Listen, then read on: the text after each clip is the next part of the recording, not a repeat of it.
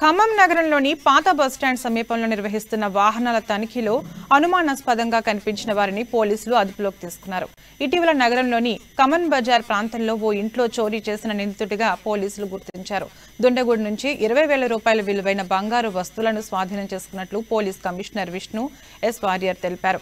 ఆంధ్ర, తెలంగాణ ప్రాంతాలలో వరుస చోరీలు చేస్తూ తప్పించుకుని తిరుగుతున్న మరో నిందితుడిని అరెస్ట్ చేసినట్లు సిపి చెప్పారు. దుండగుడు షేక్ రఫీని అదుపులోకి తీసుకుని 3,70,000 విలువైన బంగారు వస్తువులు, కొంత వెండి స్వాధీనం చేసుకున్నట్లు వెల్లడించారు.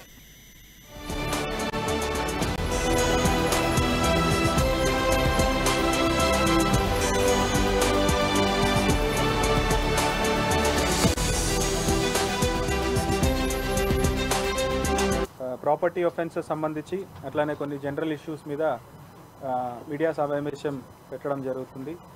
దీంట్లో ముఖ్యంగా ఏంటంటే 13వ తారీఖు ఖమ్మం పట్టణంలో మన రాష్ట్ర వ్యాప్తంగా వైరల్ అయ్యేటటువంటి చైన్ స్నాచింగ్ ఇన్సిడెంట్ సంబంధించి అక్యూజ్డ్ పర్సన్ని సక్సెస్ఫుల్గా విజయవంతంగా మనం చట్టం ముందు తీసుకురావడం జరిగింది.